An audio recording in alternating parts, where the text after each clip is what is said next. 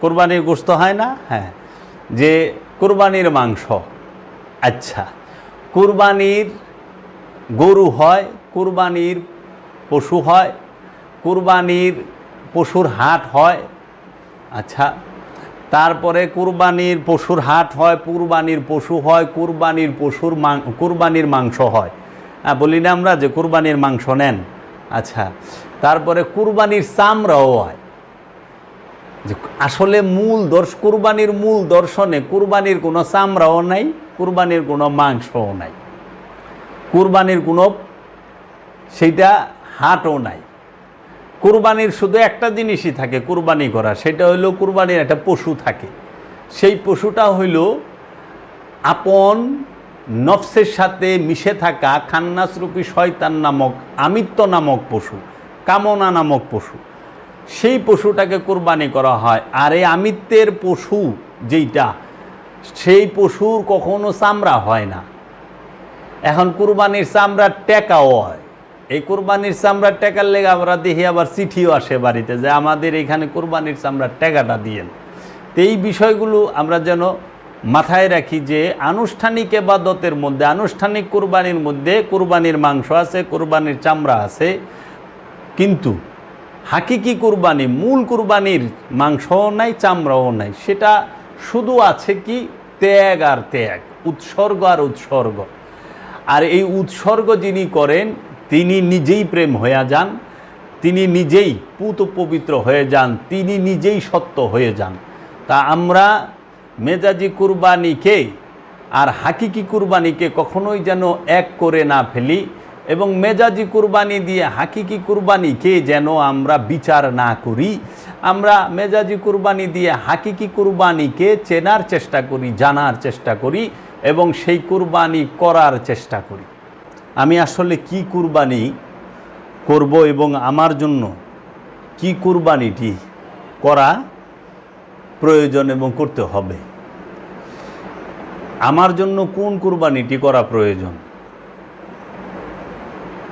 তাহলে কুরবানি কেন করি? কুরবানি করি একমাত্র, কুরবানি করতে হয় হচ্ছে যে আল্লাহর রসুলকে, আল্লাহর রসুলের এবং রব্বুল আলামিনের অতি নিকটবর্তী হওয়ার, অতি নিকটে যাওয়ার সামনে যে বাধাটি এসে দাঁড়ায়, যে পর্দাটি এসে দাঁড়ায়, সেই বাধাটিকে অতিক্রম করা। এখন সবার বাধা কিন্তু একরকম নয়। সবাই কি একই রকম বাধা থাকে? সব মানুষ কি একই রকম দুর্বলতার মধ্যে থাকে? আসলে না।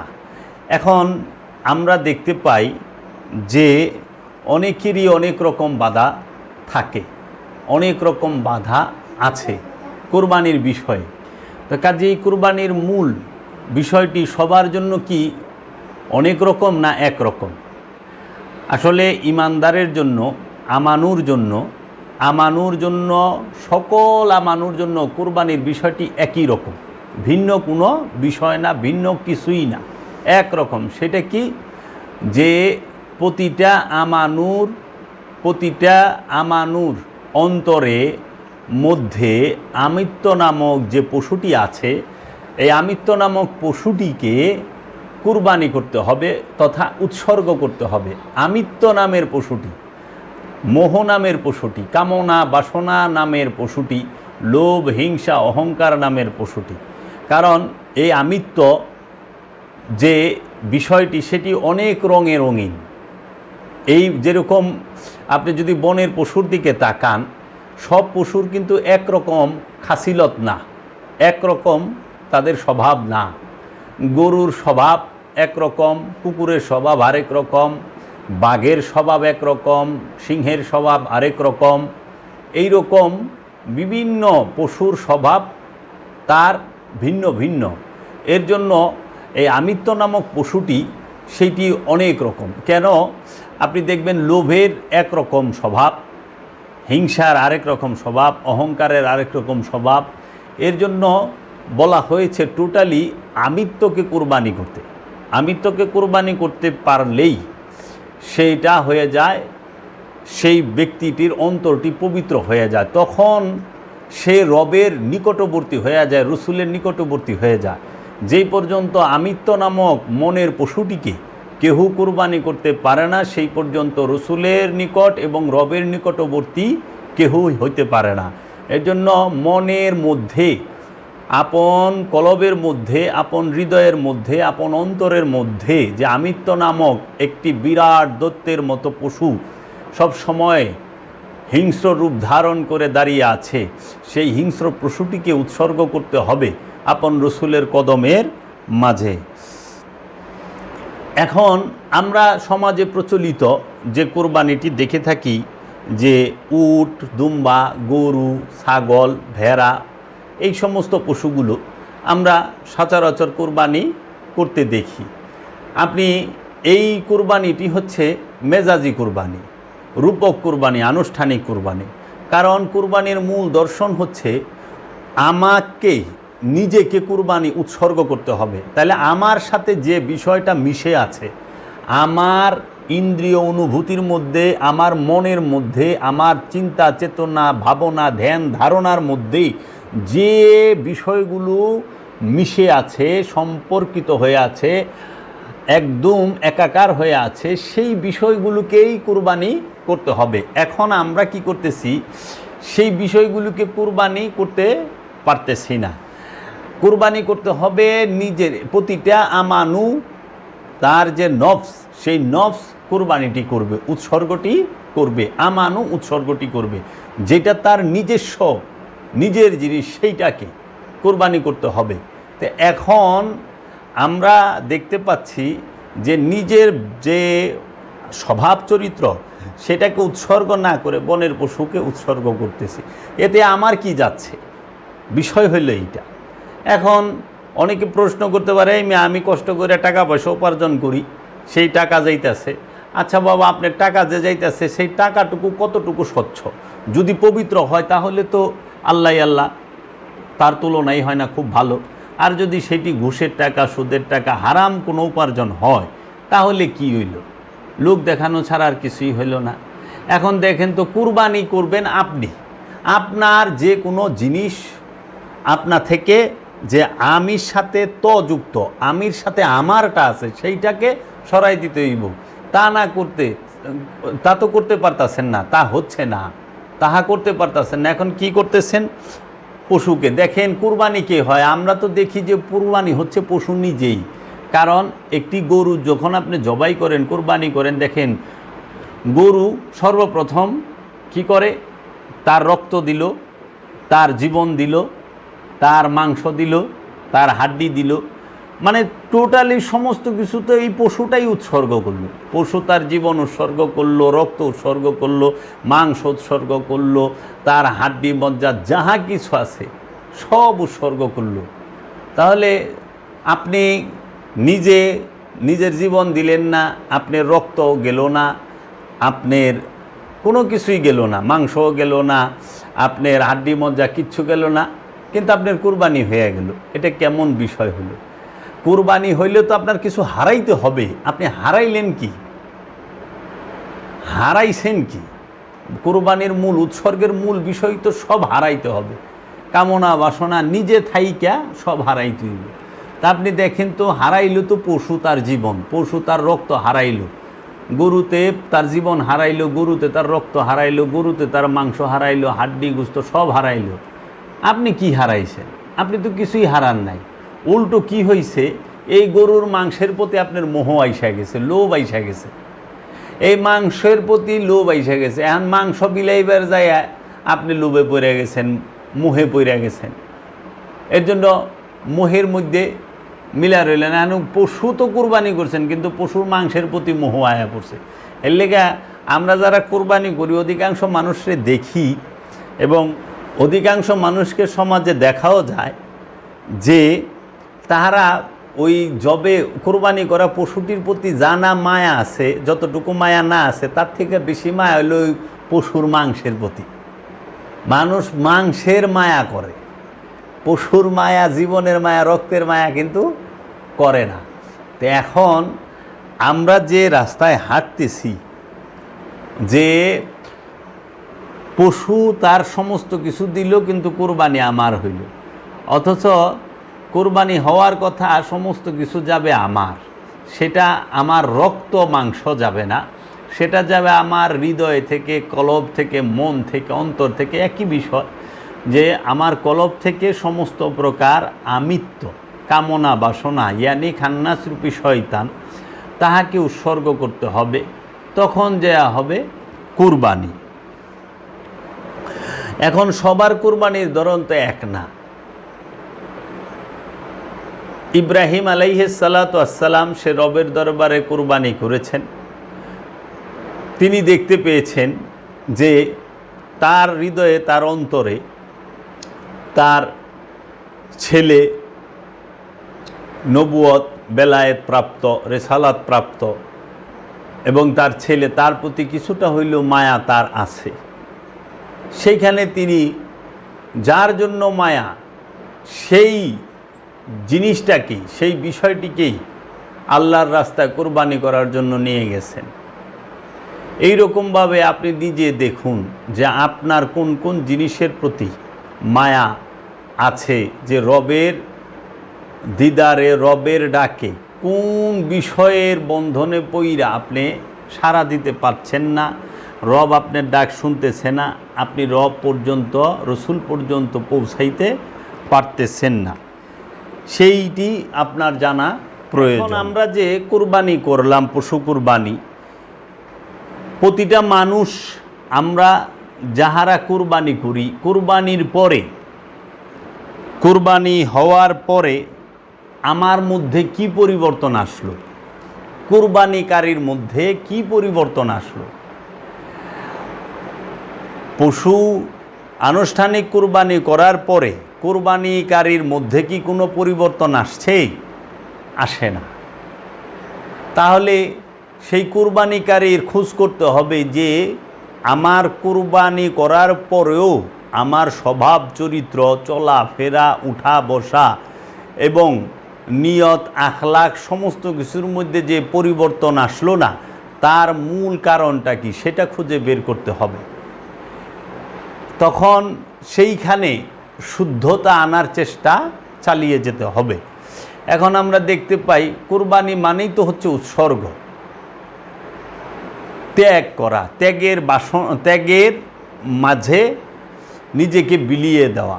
এখন কুরবানি করার পরেই আমরা দেখতে পাই মাংস লয়ে মারামারি লেগে যায়, মাংসর বাট লয়া মুখ কালাকালি করে, মাংস ঠিকমতো বাটাবাটি করে না, অনেক কিছুই আছে।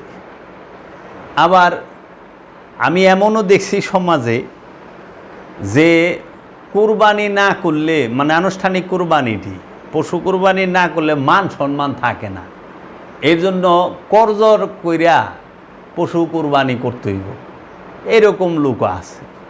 আবার এইরকমও দেখছি যে কিস্তিতে টাকা উঠাইয়া তারপরে কুরবানি করে।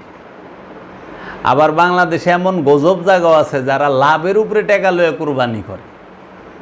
তাহলে আসলে তাদের বলারও কিছু থাকে না, কারণ তারা আজ পর্যন্ত বুঝেই নাই যে কুরবানির মূল গুরুত্বটা এবং মাহাত্ম্যটা কি, কুরবানি মানে কি। এই সমস্ত মানুষকে বুঝানোটাও বোকামি, কারণ এরা কুরবানিকে একটি উৎসবই মনে করে। এরা কুরবানিকে একটি পশু জবাই করা পর্যন্তই সীমাবদ্ধ, এবং ওই পশুর মাংসটাকে মিলে জিলে সবাই পরিবারের খাবারের মধ্যে সীমাবদ্ধ। কিন্তু কুরবানি যে একটা অনেক বড় বিষয়, সেটা সে বুঝতেই পারে না। আপনি দেখেন একটু, হাজিরা হজ করার পরে কি করে? মিনায় যায়, শয়তানকে পাথর মারে। পাথর শয়তানকে মারার পরে, মানে শয়তানকে পাথর মেরে খেদায় দিল, খেদায় দেওয়ানের তাড়ায় দিল, শয়তানকে পাথর মাইরা মিনা থেকে তাড়ায় দিল, দেওয়ার পরে সে যায় কি করলো? কুরবানি করলো। তাহলে কুরবানিটা তখন হয় শয়তানকে তাড়িয়ে দেওয়ার পরে। মেজাজি তো আমরা এটার নমুনা, এটার নিদর্শন পাই, এটার ইশারা পাই, ইঙ্গিত পাই। দেখেন হাজিরা কি করে? আরাফার ময়দানে অবস্থান করে, মুজদালিফায় অবস্থান করে, করার পরে তারা মিনায় যায় শয়তানকে পাথর মারার পরে তাহারা যায়া কোরবানি করে, উৎসর্গ করে। মানে শয়তান আমা থেকে কামনা বাসনা চইলা গেছে, এখন যাহা কিছু আছে সব রবের দরবারে অর্পণ করো, কুরবানি করে দাও, উৎসর্গ করে দাও, মানে বিলায়া দাও, বিলীন করে দাও, বিলি করে দাও। এই যে আমরা মাংস বিলি করি, মানে কি? শয়তানকে নফস থেকে তাড়ানোর পরে যাহা কিছু আছে এইটা জনগণের কল্যাণে, মানবের কল্যাণে, সৃষ্টির কল্যাণে উৎসর্গ করা, লাগিয়ে দেওয়া। তারপরে যায় হাজী সাহেবরা ন্যাড়া করেন, মাথার চুল ফালায়। মাথার চুল ফালানের, মাথা মুন্ডানের মূল দর্শন কি? এই স্মৃতিতে এবং মস্তিষ্কে, আমার ব্রেনে, স্মৃতিতে মস্তিষ্কে যাহা কিছু এই পর্যন্ত যত কিছু জমা রাখছিলাম, কুবুদ্ধি, কামনা বাসনা, যা কিছু জমা রাখছিলাম সব আমি চাইসা ফালাই দিছি। ওইটার প্রতীকী হিসাবে হলো মাথার চুল ফালানো। যে মাথা যেরকম একদম খালি হয়ে গেছে চুল ফালানোর পরে, চান্দি দেখা যাইতেছে একদম ফ্রেশ, ঠিক সেই রকমভাবে আমার মস্তিষ্ক ফুল খালি, একদম পুরোপুরি খালি, সমস্ত রাগ হিংসা সব কিছু ফালাই দিছি। আসলেও কি তাই? হাজী সাহেব মাথার চুল ফালায়, কিন্তু এই স্মৃতির মধ্যে এবং মস্তিষ্কে যে কুবুদ্ধি আছে এটি তো ফালাইতে পারে না, এটি লইয়েই আহে। মিনার মধ্যে কুরবানি করার পরও পরিবর্তন আসে না। আপনি বুঝতে পারেন অবস্থা কোথায়? তাহলে কুরবানির পরে আমাদের মন মানসিকতা কি পরিবর্তন আসলো, আমাদের জীবন চলার পথে কি পরিবর্তন আসলো? আমরা তো দেখি অনেক বড় বড় সরকারি কর্মকর্তা, প্রাইভেট অফিসের কর্মকর্তারা হজ করে আসার পরও ঘুষ খায়। আমরা দেখি তো অবৈধ কাজ করে। আমরা অনেক ব্যবসায়ীকে দেখি, তারা হজ টজ কইরা আসার পরে, হ্যাঁ, তারা কুরবানি কইরা আসার পরে শয়তানকে পাথর মাইরা শয়তানকে তাড়ায় দিয়ে আসার পরেও তারা সম্পদ, মানে মাল মজুদ করে, তেল মজুদ করে, চাল মজুদ করে, ডাল মজুদ করে, চিনি মজুদ। তারা অপরাধের সাথে লিপ্ত, ওজনে কম দেয়, ভেজাল পণ্য বিক্রি করে। তাহলে পরিবর্তনটা কোথায়? হাজি তো কম হচ্ছে না, হজে তো প্রতি বছর লক্ষ লক্ষ মানুষ যাচ্ছে, কিন্তু লক্ষ লক্ষ মানুষের পরিবর্তনটা কোথায়? এর জন্য আপনারা একটু আমার কথাগুলো হৃদয় দিয়ে, মন দিয়ে বিবেচনা করবেন যে হজের পরে আমার কি পরিবর্তন হইল, কুরবানির পরে আমার কি পরিবর্তন হইল, উৎসর্গ করার পরে আমার কি পরিবর্তনটা হইল, আমি কি শিখলাম, আমি কি পাইলাম। আর কুরবানি আসলেই কি আমি করতে পেরেছি? উৎসর্গ কি আমার দ্বারা হয়েছে? আমি তো কিছুই হারাইতে পারলাম না, শুধু আমি কিছু টাকা, যে সেইটা বৈধ হোক অবৈধ হোক, যে পথেই আসুক, এইটা হারাইলাম। কিন্তু সম্পদ হারানোর কথা তো আল্লাহ কুরবানির সাথে যুক্ত করে নাই। কুরবানির সাথে সম্পদের কোনো সম্পর্ক না। কোরবানির সাথে সম্পর্ক হচ্ছে আমিত্বের, হৃদয়ের, মনের মধ্যে যে আমিত্ব, সে আমিত্বকে কুরবানি করতে হবে। তো এখন আমরা যে পশুটিকে জবাই করি, সেই পশুটি সে তৌহিদে বাস করে, সে পবিত্র, সে তৌহিদবাসী। কোনো পশুর নফসের সাথে খান্নাসরূপী শয়তান থাকে না। কিন্তু যেই ব্যক্তিটা এই নিরীহ পশুটাকে কুরবানি করতেছেন, এই নিষ্পাপ পশুটাকে কুরবানি করতেছেন, সেই ব্যক্তিটা নিজেও পাপী এবং তার সাথে খান্নাসরূপী শয়তান অবস্থান করতেছে। অথচ মূল দর্শন ছিল হচ্ছে যে শয়তানকে তাড়ানোর পরে কুরবানি করতে হয়। যেই রকম হাজী সাহেবরা মক্কায় যায়া মিনায় শয়তানকে পাথর মারার পরে কুরবানি করে, শয়তান থাকতে পারবে না উৎসর্গকারীর সাথে। এর জন্য আমরা যেন এই চিন্তাগুলো করি যে উৎসর্গ কথা বললাম, আমি কি উৎসর্গ করলাম? রক্ত গেল পশুর, মাংস গেল পশুর, জীবন গেল পশুর, হাড্ডি মজ্জা সব গেল পশুর, কষ্ট পাইল পশু, দাপড়াইতে দাপড়াইতে ছটপট করতে করতে জীবন দিল পশু। তাহলে আমি কোন দিক দিয়ে কুরবানি করলাম, উৎসর্গ করলাম? আমি তো তাকায় তাকায় ওই কুরবানির দৃশ্য দেখলাম। আরেকটি কথা বলি, দেখবেন একটি পশুকে যখন আপনি জবে করতে যান, কুরবানি করতে যান, সেই পশুটি সহজে সে জবে হইতে চায় না, ছটফট করে, 8-10 জনে মিলে তার হাত পা বাঁধতে হয় এবং বাঁধার পরে তাকে চাপ দিয়ে ধরে রাখতে হয়। যখন গলায় ছুরি চালিয়ে দেওয়া হয় তখন কি হয়, সে খুব ছটফট করে। ঠিক একটা মানুষের হৃদয়ের মধ্যে, মনের মধ্যে যে আমিত্বগুলো আছে, তার নফসের সাথে যে আমিত্বগুলো মিশে আছে, সেই আমিত্ব, সেই লোভ, কামনা, হিংসা, বাসনা যাহা কিছু আছে, এই রিপুগুলো সহজে তাহারা কি হইতে চায় না, জবে হইতে চায় না, উৎসর্গ হইতে চায় না, এইরকম ছটপট করে। আমরা যেরকম পশুর হাত পা বাঁধি, ঠিক এই রকম এই জিহ্বার যে লোভের জিহ্বা, লোভের হাত পা, হিংসার হাত পা, কামনা বাসনার হাত পা, যৌনতার হাত পা, এই মিথ্যা যাহা কিছু আছে সমস্ত কিছুর হাত পাগুলো টাইট করে বাঁধতে হবে এবং ওই কামনার গলায় ছুরি চালায় দিতে হবে। এই কামনা বড় ভয়ঙ্কর, সে মরতে চায় না, সে জবে হইতে চায় না। ওই যে পশু যেরকম জবের পরে ছটপট করে, তাকে জব করতে গেলে এইরকম ছটপট করে। এর জন্য আমার ভেতরের যে আমিত্ব নামক মহাপশুটি দাঁড়িয়ে আছে, সেই মহাপশুটিকে জবে করার পরে, উৎসর্গ করার পরে, আমি যদি কোনো বনের পশুকে জবে করি তথা কোরবানি করি, তাহলে পরে আমার ধারা এই কোরবানি হওয়াতে ওই পশুটিও, সেও ধন্য এবং আমি নিজেও ধন্য। কারণ খান্নাসরূপী শয়তান মুক্ত, প্রতিটি মুমিনি, প্রতিটি নফসি যাহা করেন তাহাই ইবাদত। এবং আল্লাহর মুমিনগণেরা যে কোরবানি করেন সেই কোরবানি রবের দরবারে কবুল হয়। এর জন্য আমরা কোরবানির মূল সত্যকে জানার এবং বুঝার চেষ্টা করি। আনুষ্ঠানিকতা সত্যকে পরিচয় করিয়ে দেয়, কিন্তু আনুষ্ঠানিকতাটাই 100% শতভাগ সত্য নয়, সত্যকে পরিচয় করিয়ে দেবার মাধ্যম। আমরা যেন এই আনুষ্ঠানিক কোরবানি, যে পশু জবের কোরবানি, এটাকে মূল মনে না করি। এই পশু জবের কোরবানি এটা আনুষ্ঠানিক কুরবানি, এর মূল কুরবানি এটা হচ্ছে প্রতিটি মানুষের নফসের সঙ্গে যে আমির সঙ্গে আমিত্ব নামক, আমার নামক, আমিত্ব নামক খান্নাসরূপী শয়তান মিশে আছে, সেই শয়তান, খান্নাসরূপী শয়তানকে, আমিত্বকে কুরবানি করার নামই হচ্ছে মূল কুরবানি। এর জন্য পশু কুরবানির আগে আমিত্ব নামক পশুটিকে মন থেকে কুরবানি করতে হবে, কলব থেকে, হৃদয় থেকে, নফস থেকে কুরবানি করতে হবে।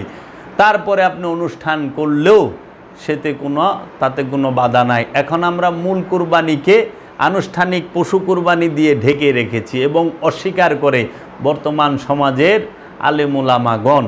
এটি যেন না হয়, আমরা যেন কুরবানি তথা উৎসর্গের এবং ত্যাগের মহিমায় আমরা নিজেকে বলিয়ান করতে পারি, আমরা নিজেকে পরিশুদ্ধ করতে পারি। এই কুরবানির মাধ্যমে যেন আমাদের আত্মশুদ্ধি আসে, আমরা সেই চেষ্টাই করব ইনশাল্লাহ। আমরা আপন আপন মুর্শিদের হুকুম এবং আহকাম মেনে চলব। সর্বশেষে দর্শকদের উদ্দেশ্যে বলতে চাই, আমাদের দুটি ইউটিউব চ্যানেল আছে, একটির নাম হচ্ছে সুফি আত্মপ্রকাশ, অপর ইউটিউব চ্যানেলটির নাম হচ্ছে কাজী জাবের টিভি। আমাদের আরেকটি ফেসবুক পেজ আছে যার নাম হচ্ছে সুফি আত্মপ্রকাশ। আমরা নিয়মিত চেষ্টা করি কোরআনের বিষয়ভিত্তিক আলোচনা করার জন্য এবং কোরআন ও হাদিস থেকে দলিল দস্তাবেজ সহ এই সমস্ত কিছুর মূল দর্শনটি তুলে ধরার জন্য এবং আমার দয়াল মুর্শিদ কালান্দার বাবা জাহাঙ্গীরের লিখিত 32টি কিতাব থেকে আমরা চেষ্টা করি এই কোরআনের সত্যবাণীকে প্রচার করার জন্য। আমরা কাহারও বিশ্বাসের উপরে আঘাত করার জন্য কোনো কথা বলি না, আমরা কাউকে কষ্ট দেবার জন্য বলি না, আমরা কারো মতের এবং পথের মধ্যে দেয়ালও হয়ে দাঁড়াই না, আমরা শুধু সত্য প্রচারের চেষ্টা করি। এবং কাহারও উপরে কোনো প্রকার জোরও নাই। আপনার ভালো লাগলে আপনি মানবেন, না ভালো লাগলে মাসালামা, কোনো অসুবিধা নাই। আপনি আপনার রাস্তায়, আমি আমার রাস্তায়।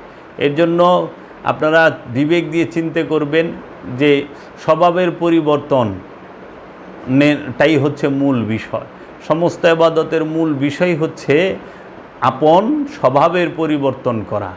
মানুষের স্বভাব হইতে রসুলের স্বভাবে স্বভাবান্বিত হওয়া, রসুলের স্বভাবে রসুলের চরিত্রে চরিত্রবান হওয়া, মানুষের চরিত্র থেকে রসুলের চরিত্রে চরিত্রবান হওয়া। কারণ একমাত্র জগতের বুকে রসুলের চরিত্রই হচ্ছে সর্বশ্রেষ্ঠ চরিত্র।